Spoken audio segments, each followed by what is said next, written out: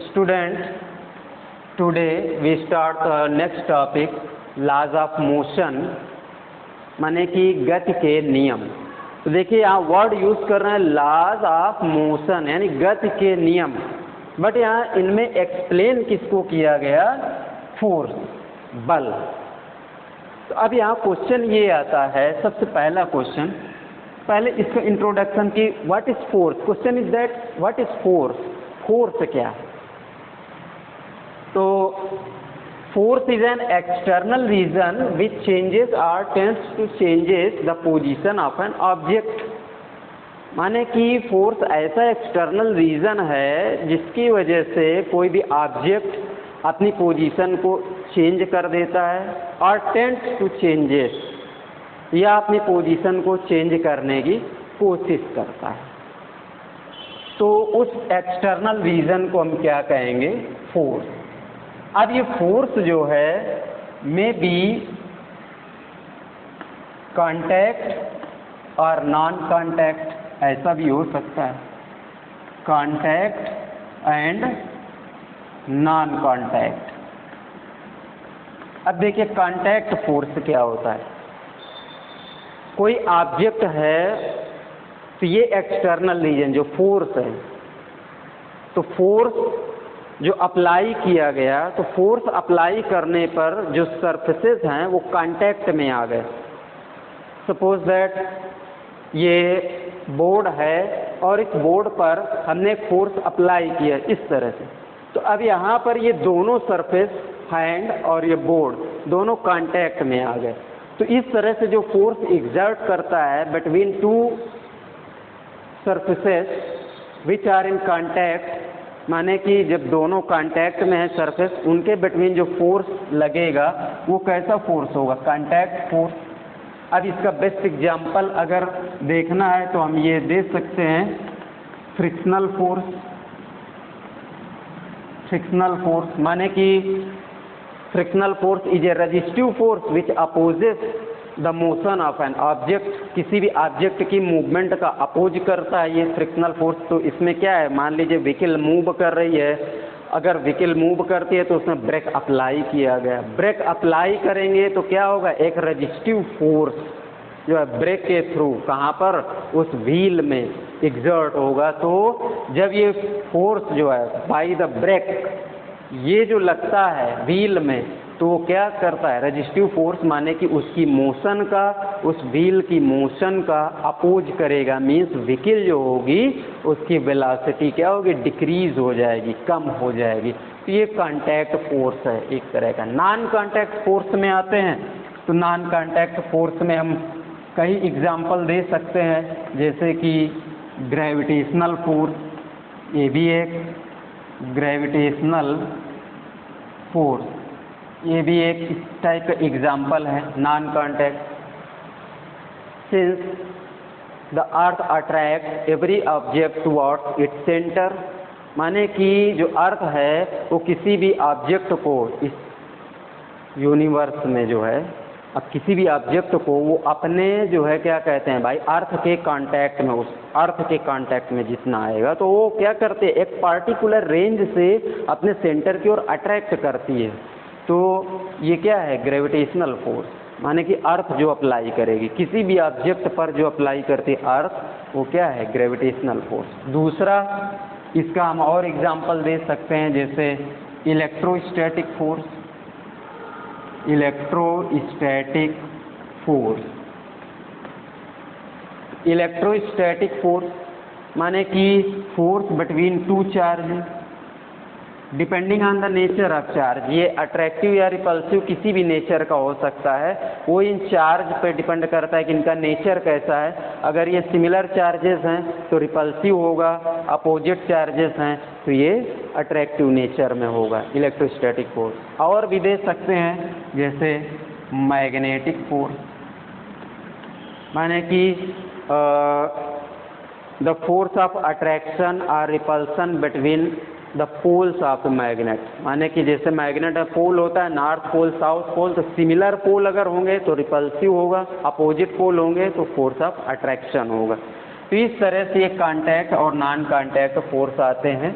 तो आइए अब आगे इसमें चलते हैं कि न्यूटन जो लॉज ऑफ मोशन है उसमें क्या एक्सप्लेनेशन दिया गया, आइए उसको देखते हैं। Newton laws of motion.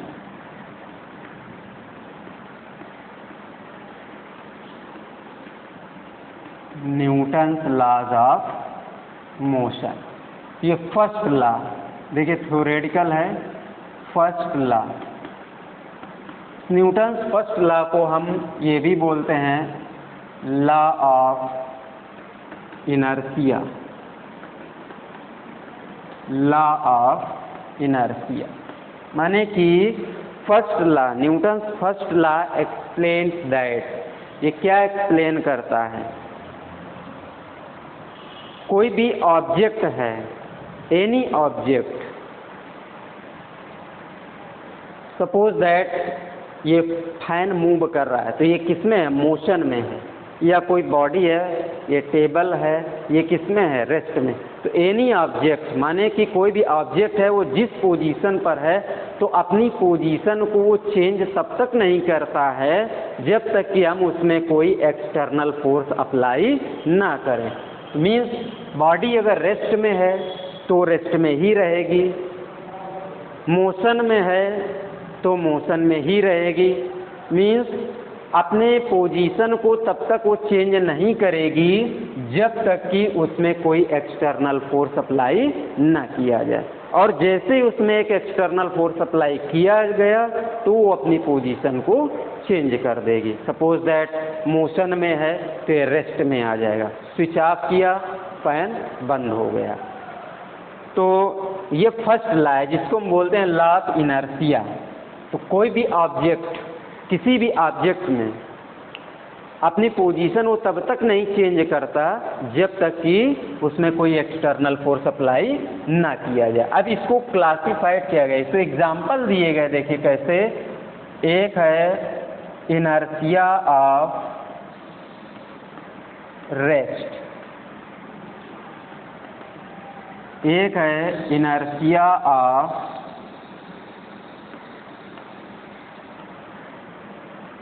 Motion, और एक है यहाँ term inertia of direction.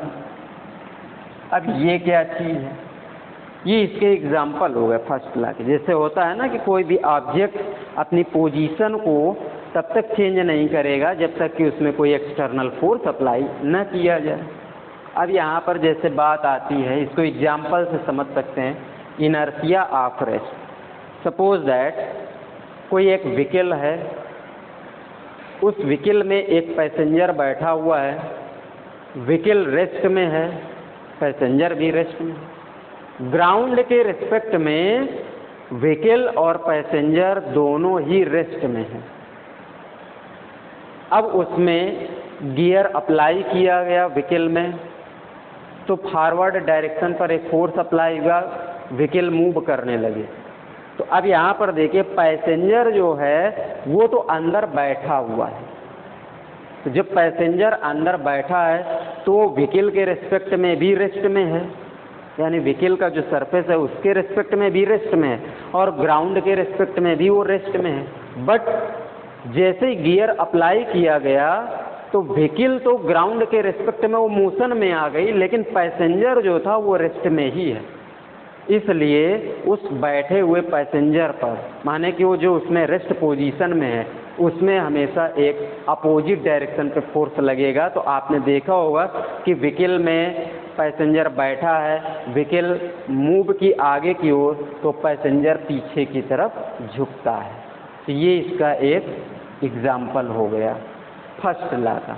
Second ये है इनर्शिया ऑफ मोशन। तो जैसे मान लेते हैं कि व्हीकल मोशन में, व्हीकल मूव कर रही है, उसमें पैसेंजर बैठा हुआ है, तो पैसेंजर जो है वो व्हीकल के रेस्पेक्ट में, उसमें तो वो रेस्ट में है, वो बैठा हुआ है, बट ग्राउंड के रेस्पेक्ट में वो मोशन में है, और व्हीकल जो है वो भी ग्राउंड के रेस्पेक्ट में मोशन में है। जैसे ही उसमें ब्रेक अप्लाई किया गया, ब्रेक अप्लाई करने पर, ब्रेक क्या है, एक रेजिस्टिव फोर्स, एग्जर्ट करता है। तो जैसे ही रेजिस्टिव फोर्स एग्जर्ट हुआ बैकवर्ड डायरेक्शन पर, व्हीकल रुकने लगी, तो पैसेंजर जो था वो कैसे झुकेगा, आगे की तरफ झुकता है। ये इसका second example. Inertia of direction, मान लीजिए कि रोड में एक कोई शार्प कॉर्नर है, शार्प कॉर्नर में आप देखते हैं कि पैसेंजर व्हीकल में बैठा हुआ है। अब जैसे वो टर्न करेगा, तो अगर वो लेफ्ट साइड टर्न करता है तो आप देखेंगे कि पैसेंजर राइट साइड झुकता है, और अगर व्हीकल राइट साइड को टर्न की तो पैसेंजर लेफ्ट साइड को झुकता है, मीन्स जस्ट अपोजिट डायरेक्शन पे। तो ये आपके बेस्ट एग्जाम्पल हैं, इनसे आप समझ सकते हैं कि फर्स्ट लॉ क्या है कि कोई भी ऑब्जेक्ट अपनी पोजीशन को तब तक चेंज नहीं करता जब तक कि उसमें कोई एक्सटर्नल फोर्स अप्लाई ना किया जाए। अब आते हैं इसमें सेकंड लॉ, आइए उसको भी देख लेते हैं, Newton second law.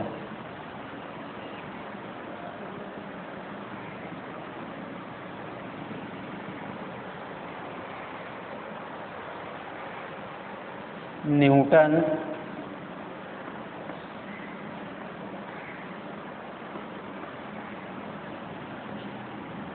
Second law.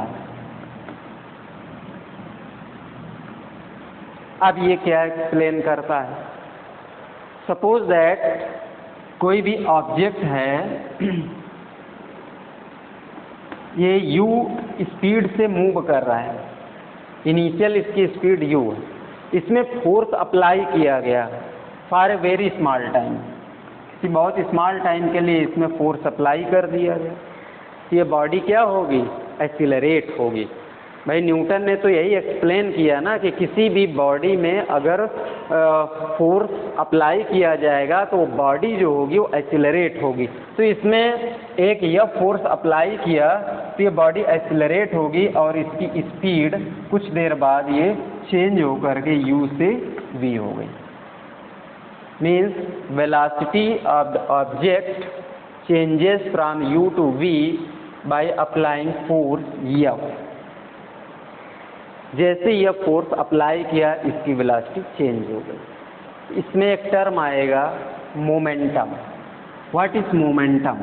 किसी भी मूविंग ऑब्जेक्ट में जो उसकी वेलोसिटी होती है, तो इस ऑब्जेक्ट और वेलोसिटी के प्रोडक्ट को ही हम क्या बोलते हैं, मोमेंटम, जिसको हिंदी में बोला जाता है संवेग, momentum. P is equal to mass into velocity, mv।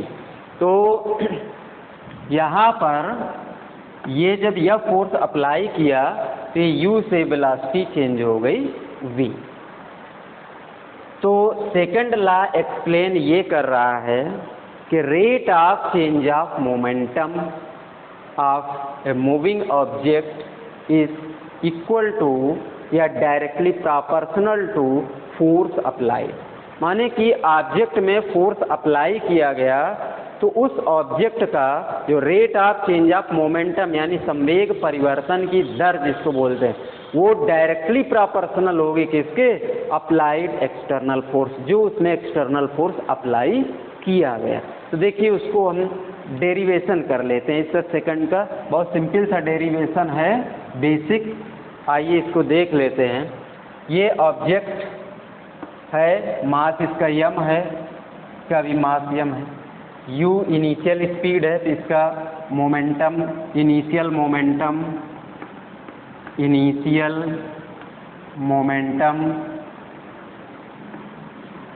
p1 this equal to, ये हो गया आपका mu।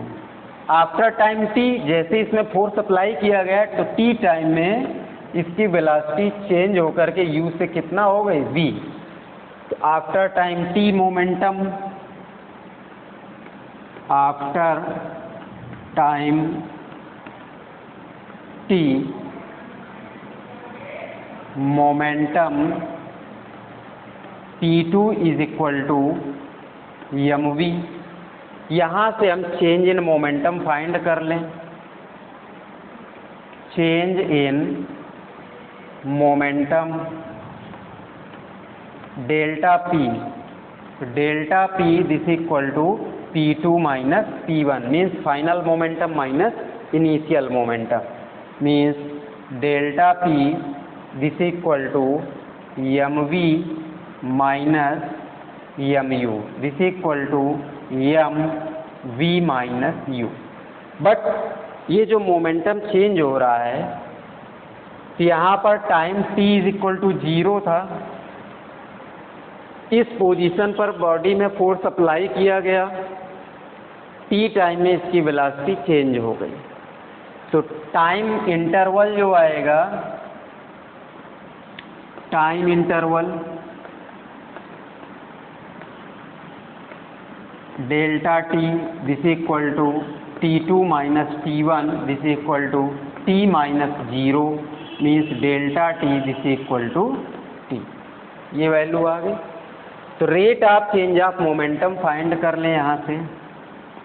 Rate of change of momentum, rate of change of momentum delta P upon delta T, ये वैल्यू आएगी। इसको डिवाइड कर रहे हैं डेल्टा टी से, M we minus you divide by, इधर डेल्टा टी की वैल्यू आपने कितना निकाला है, टी, तो यहाँ पर लिख दिया टी। डेल्टा पी की वैल्यू को डेल्टा टी से डिवाइड किया, डेल्टा पी की वैल्यू आई है एम वी माइनस यू, तो ये लिखा है एम वी माइनस यू, और डेल्टा टी की वैल्यू है टी, तो डिवाइड बाई टी। अब यहाँ पर आप देख रहे हैं first equation of motion from first equation of motion, first equation of motion से जो एक्सीलरेशन आएगा v minus you by T, ये वैल्यू आ जाएगी। इस वैल्यू को यहाँ सब्स्टिट्यूट कर दें a, ये आपका क्या मिलेगा, delta p upon delta T this equal to m into a. आ गया ना, देखिए मास इंटू एक्सीलरेशन, यही क्या होता है, फोर्स मीन्स डेल्टा p, ये क्या है आपका delta p upon delta T this equal to F, force. Equal to हटाएं, यहाँ पर कांस्टेंट की वैल्यू 1 टेक कर लिया गया, और यहाँ इक्वल टू हटाएं, प्रॉपोर्शनल लगा दें, delta P upon delta T this equal to directly proportional to F. माने कि rate of change of momentum जो होता है वो फोर्स के डायरेक्टली प्रॉपोर्शनल होता है। ये है आपका सेकंड लॉ। इसके बाद आइए इसका थर्ड लॉ भी देख लेते हैं, क्या एक्सप्लेन करता है थर्ड लॉ।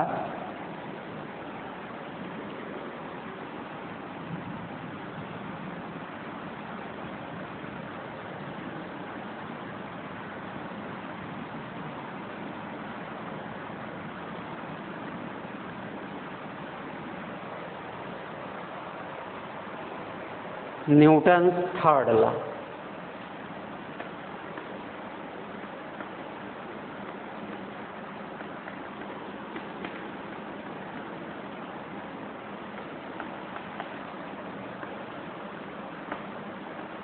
ये third law states that every action has an equal and opposite reaction. माने कि कोई भी ऑब्जेक्ट है वो अपने ऊपर जितना उस पर फोर्स लगता है उसके इक्वल मैग्नीट्यूड के प्रतिक्रिया यानी रिएक्शन अप्लाई करता है। अब यहाँ बात ये आती है कि वेक्टर एनालिसिस जब हम लोग स्टडी कर रहे थे तो वेक्टर एनालिसिस में आपने देखा था कि जैसे सपोज दैट किसी पर्टिकुलर प्लेन में एक इधर मैग्नीट्यूड में कोई वेक्टर दिया है, एक इधर दिया, तो ये क्या होता है, यहाँ पर अगर कोई पॉइंट है और ये दोनों इक्वल हो गए वेक्टर, तो इसका मतलब ये पॉइंट इक्विलिब्रियम में हो गए, इस पे नेट फोर्स क्या हो गया, 0 हो गया।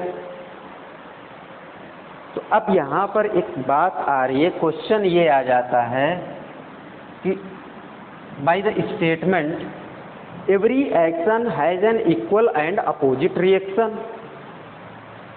तो प्रत्येक क्रिया के बराबर प्रतिक्रिया लगती है किसी भी ऑब्जेक्ट में, तो क्या हम ये कह सकते हैं कि जैसे ये बोर्ड है, इस बोर्ड में हमने फोर्स अप्लाई किया, ये क्या है? एक्शन। तो जितना फोर्स हम अप्लाई करेंगे उतना ही रिएक्शन ये बोर्ड देगा, क्योंकि एक्शन के इक्वल ही रिएक्शन होता है बाय द डेफिनीशन। तो अब यहाँ पर एक बहुत माइनर क्वेश्चन आता है जो कि AIEEE में इंजीनियरिंग एंट्रेंस में पूछा गया है कि क्या इसमें न्यूटन थर्ड लॉ के अकॉर्डिंग जो रिजल्टेंट होगा, resultant of action and reaction always zero, क्या हमेशा जीरो होगा या नहीं होगा? अब आप इसमें क्या थिंक करेंगे, क्या सोच सकते हैं? क्योंकि स्टेटमेंट तो यही कह रहा है कि इसमें इक्वल एंड अपोजिट रिएक्शन, माने कि every action has an equal and opposite reaction. जितना एक्शन होगा उसी के बराबर मैग्नीट्यूड में, उसी के इक्वल मैग्नीट्यूड में रिएक्शन भी होगा। तो अगर मान लेते हैं कि हमने यहाँ पर इस बोर्ड में ये फोर्स अप्लाई किया, तो यहाँ पर एक्शन है तो ये उतना ही रिएक्शन दे रहा है। इसका मतलब कि रिजल्टेंट जो होगा, resultant of action and reaction always भी जीरो, क्या हमेशा जीरो होगा? आप के हिसाब से आप कुछ देर के लिए थिंक करते हैं तो आपको लगता है कि yes, but it is incorrect. Newton third law के अकॉर्डिंग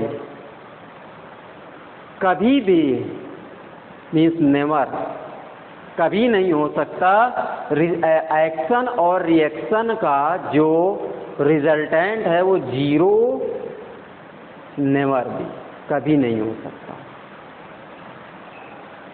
अब उसका रीजन क्या है, आप उस रीजन को भी समझिए कि यहाँ पर एक्शन और रिएक्शन की बात तो की गई है, बट सरफेस का तो कोई जिक्र नहीं किया गया कहीं। अब न्यूटन थर्ड लॉ के अकॉर्डिंग